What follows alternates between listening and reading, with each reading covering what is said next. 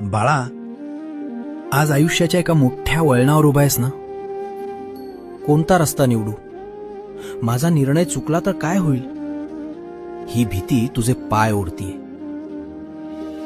आयुष्यातला एक चुकीचा निर्णय सगळं संपवून टाकेल, या विचारानं तू पूर्णपणे गोंधळून गेलायस. तू सर्वात योग्य उत्तराच्या शोधात स्वतःला एकाच जागी अडकवून ठेवलंय.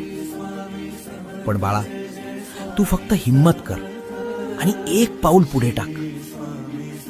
जरी तो रस्ता काट्यांचा निघाला तरी तुझ्या एका हाकेवर तिथे फुलांची बाग फुलवण्याची ताकद मी ठेवतो.